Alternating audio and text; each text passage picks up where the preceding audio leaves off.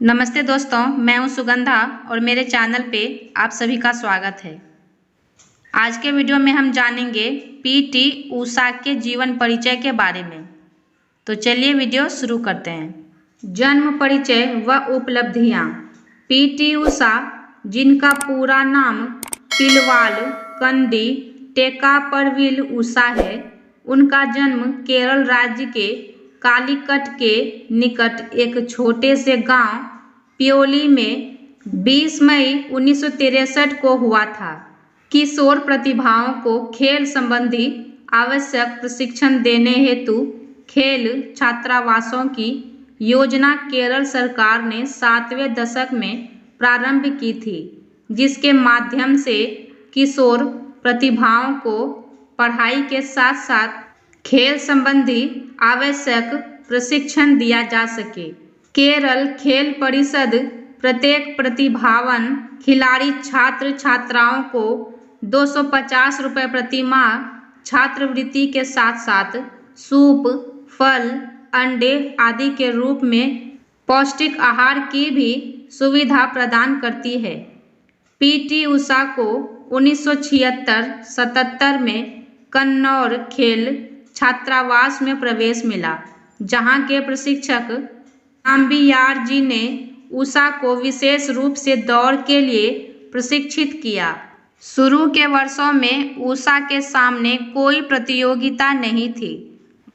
बाघा दौड़ और कूदने का अभ्यास ही वह करती थी। 1978 में 14 वर्ष की अवस्था में उषा 100 मीटर दौड़ 13 सेकंड में और 200 मीटर 38 सेकंड में दौड़ने लगी। राष्ट्रीय स्तर पर होने वाली प्रतियोगिताओं में वह 60 एवं 80 मीटर की बाघा दौड़ में भी हिस्सा लेती रही। 8वें दशक में वे राष्ट्रीय स्तर की प्रतियोगिताओं में अपनी प्रतिभा का प्रदर्शन करती रही। इनके प्रशिक्षक नाम्बियार ने उषा की विशिष्ट योग्यताओं को पहचान कर इन्हें 100 मीटर तथा 200 मीटर की दौड़ पर ही ध्यान केंद्रित करने को कहा। सन 1982 में नवम एशियाई खेलों में वह 100 तथा 200 मीटर दौड़ के कड़े मुकाबले में दूसरे स्थान पर रही। लॉस एंजिल्स ओलंपिक में उषा 400 मीटर की बाघा दौड़ में फाइनल तक पहुंचने वाली पहली भारतीय महिला खिलाड़ी बनी।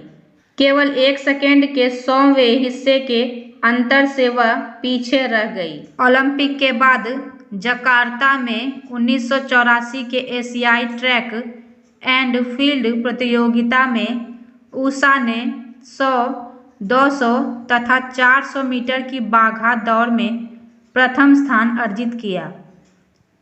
सियोल में आयोजित एशियाई खेलों में उषा ने 400 मीटर की बाघा दौड़ में स्वर्ण पदक प्राप्त कर देश का गौरव बढ़ाया। दूसरे दिन 200 मीटर की दौड़ में उषा ने एक और स्वर्ण पदक 14 अक्टूबर 1986 को प्राप्त किया। 400 मीटर की दौड़ में इन्होंने तीसरा स्वर्ण पदक भी प्राप्त कर देश की महान खिलाड़ी होने का गौरव प्राप्त किया।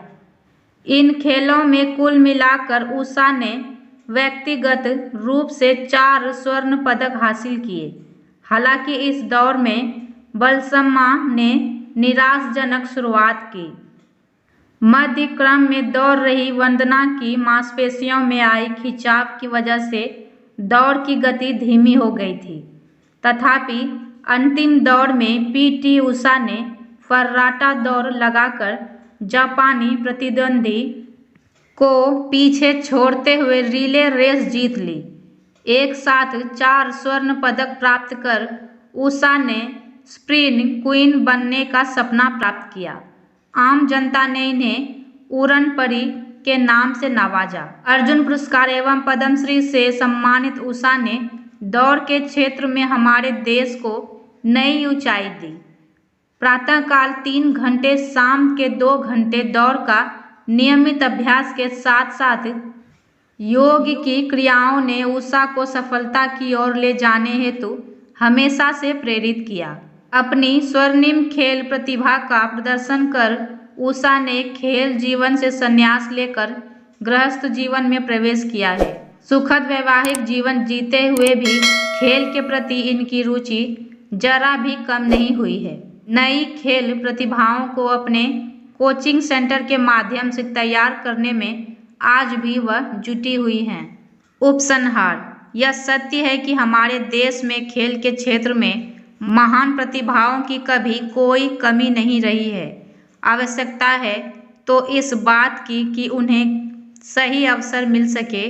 देश के अन्य सभी राज्यों में भी पढ़ाई के साथ साथ विभिन्न खेलों को भी महत्व प्रदान कर खिलाड़ियों की पहचान की जानी चाहिए। हमारे देश में खेल के क्षेत्र का दुखद पहलू यह है कि प्रतिभावान खिलाड़ियों को समुचित अवसर नहीं मिल पाता। अवसर मिलने के बाद भी यदि कोई खिलाड़ी पूरी लगन और ईमानदारी से अपने उत्कृष्ट प्रदर्शन हेतु सतत प्रयत्नशील रहे तो वह भी पीटी उषा जैसा अंतर्राष्ट्रीय ख्याति प्राप्त खिलाड़ी होने का गौरव प्राप्त कर सकता है। मैं हूं सुगंधा और मेरे चैनल का नाम है सुगंधा ज्ञान सुगंध। मेरा वीडियो अगर आपको अच्छा लगे तो लाइक करें, कमेंट करें और मेरे चैनल को सब्सक्राइब करना ना भूलें। धन्यवाद।